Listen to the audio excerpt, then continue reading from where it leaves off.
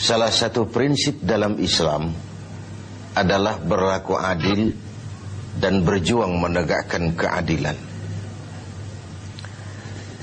Kepada siapa kita harus berlaku adil?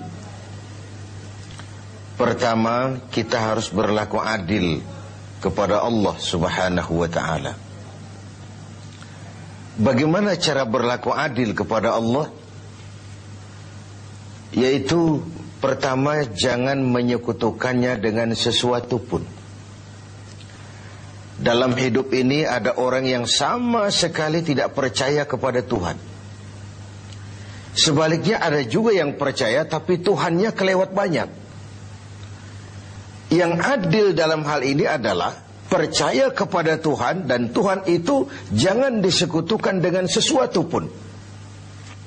Inilah keadilan kepada Allah Subhanahu wa ta'ala. Jangan menyekutukannya dengan sesuatu, baik berterang-terangan ataupun sembunyi-sembunyi. Karena syirik itu ada dua macamnya. Ada yang disebut syirik jali, syirik terang-terangan. Nyata-nyata menyembah batu, nyata-nyata menyembah api, nyata-nyata menyembah gunung, nyata-nyata berkeyakinan Tuhan lebih dari satu. Itu syirik yang berterang-terangan, syirik jali namanya. Ada yang kedua disebut syirik khafi, syirik yang tersembunyi, syirik yang agak tersamar. Tidak nyata-nyata menyembah berhala, tidak langsung menyembah matahari, tidak langsung menyembah gunung, tapi ada sebuah keyakinan yang mencerminkan itu semua.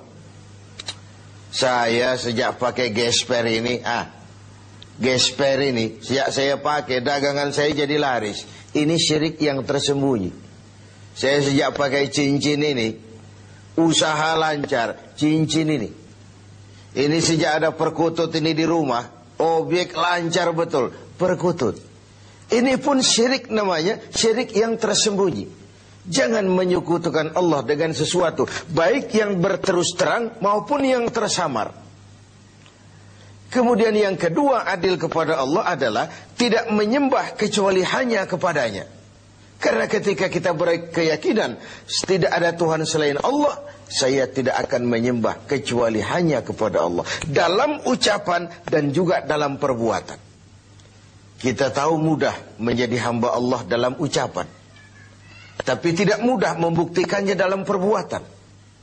Saya hamba Allah, kata saya. Apakah Allah mengakui saya sebagai hambanya? Itu yang saya belum tahu. Karena berapa banyak orang mulutnya berkata saya hamba Allah, perbuatannya membuktikan dia hamba dunia, hamba harta, budak nafsu, hamba jabatan. Tidak sesuai antara ucapan dan perbuatannya. Kalau adillah kita kepada Allah, pertama, jangan sekutukan dia dengan sesuatu. Yang kedua, jangan menyembah kecuali hanya kepadanya. Setelah berlaku adil kepada Allah, maka yang kedua, kita harus berlaku adil kepada sesama. Sesama manusia, baik dia muslim maupun dia non-muslim. Karena Islam adalah rahmatan lil alamin. Jangankan lagi dia manusia walaupun berbeda agama, binatang sekalipun, tumbuh-tumbuhan sekalipun mendapat rahmah dan perlindungan dari sebab turunnya Islam ini. Jadi perbedaan agama bukanlah alasan untuk bertolak belakang. Sedemikian tegas sampai Rasul mengajarkan, man adza zimmiyan faqad adzani. Barang siapa yang mengganggu orang kafir zimmi, orang kafir yang mau hidup damai dengan umat Islam, siapa yang mengganggu mereka sama dengan mengganggu aku. Siapa yang menyakiti mereka sama dengan menyakiti aku. Kita berbeda agama dan kita sepakat untuk itu. Kita juga bukan pemilik kebenaran lalu mengklaim yang lain sebagai salah semua. Sah saja orang berkeyakinan cuma agama yang benar, tapi tidak otomatis dengan seiring itu lalu dia menghina yang lain. Menghina itu sama dengan menghina Rasul. Oleh karenanya, kepada non-muslim kita harus berlaku adil. Kalau mendengar syariat Islam, sementara ini kan kita seperti mendengar suara petir, melihat monster.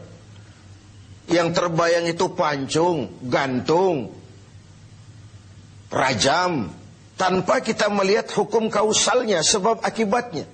Padahal watak syariat Islam itu, barangkali itulah yang kita dambakan selama ini. Kenapa? Pertama, syariat Islam itu al-musawat bainan nas fi takalifil ahkam. Semua orang sama dalam berhadapan dengan hukum. Bukankah ini masyarakat yang kita dambakan? Bukankah ini masyarakat yang mau kita bangun?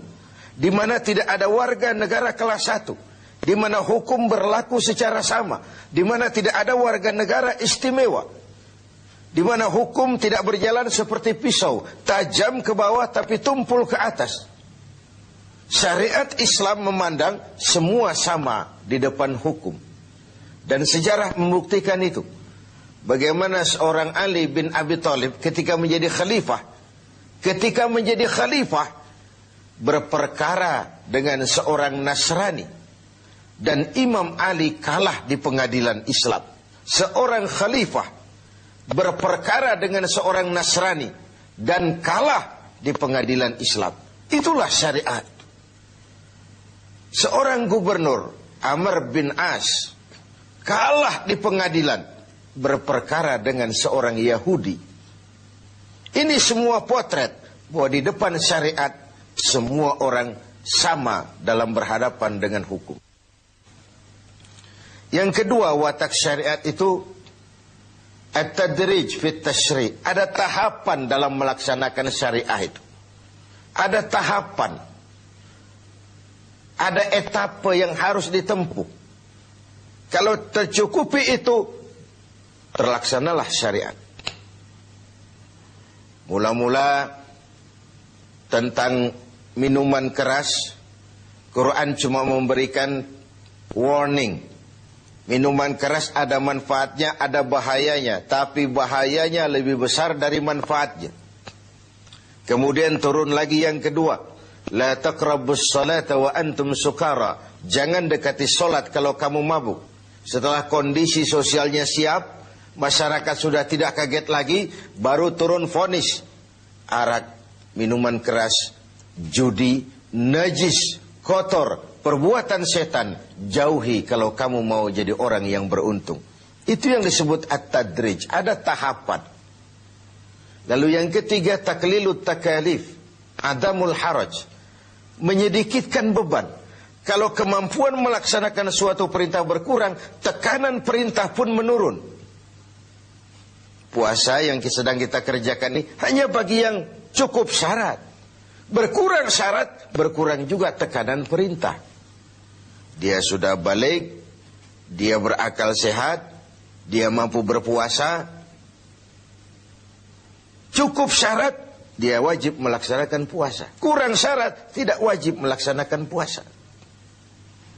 Solat wajib berdiri. Kalau mampu, tidak mampu berdiri, ya duduk. Tidak bisa berduduk, berbaring. Tidak bisa pakai berbaring, pakai isyarat. Laksanakan sesuai dengan kemampuan. Inilah rahmatnya syariat Islam itu. Jadi saya kembali bahwa berlaku adil kepada sesama, pertama kepada muslim, yang kedua kepada non-muslim. Demikian tinggi nilai keadilan itu dijunjung sampai ayat Quran menyatakan, la yajrimannakum syana'anu qaumin alla ta'dilu.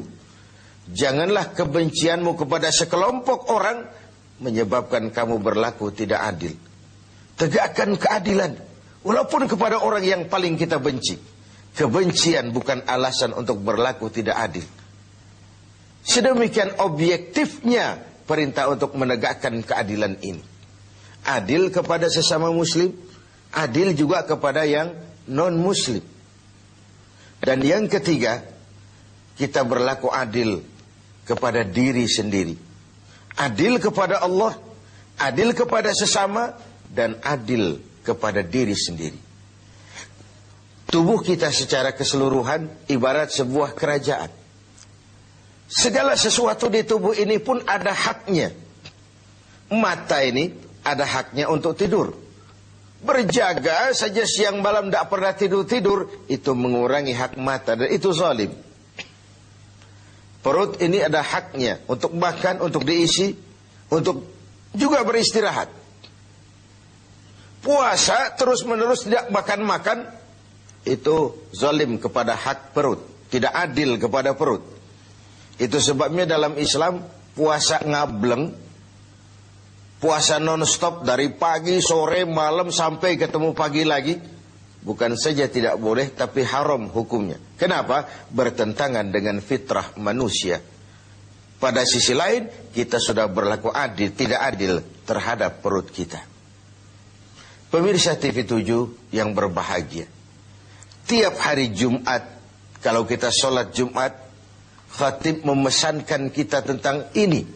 Innallaha ya'muru bil adli wal ihsan. Allah memerintahkan kamu berlaku adil dan berbuat ihsan. Diulang kali diingatkan kita, karena ini memang prinsip. Lewat kesempatan pada nuansa Ramadan ini, mari kita berlaku adil. Pertama sekali, adillah kepada Allah. Jangan sekutukan Dia dengan sesuatu. Lalu jangan menyembah kecuali hanya kepadanya dalam berbagai keadaan. Yang kedua, adillah kita kepada sesama manusia. Baik ia orang yang kita sayangi, kita senangi, maupun ia orang yang kita tidak sukai, maupun dia orang yang kita benci. Baik dia muslim, maupun juga dia non-muslim. Karena Islam adalah rahmah bagi semesta alam ini. Masyarakat yang kita dambakan, masyarakat yang tegak di atas keadilan. Keadilan yang menyangkut ekonomi, keadilan di bidang pendidikan, keadilan di bidang sosial, pendeknya keadilan di berbagai aspek kehidupan ini. Lalu yang ketiga, adillah kepada diri sendiri. Semoga kita menjadi orang-orang yang dapat berlaku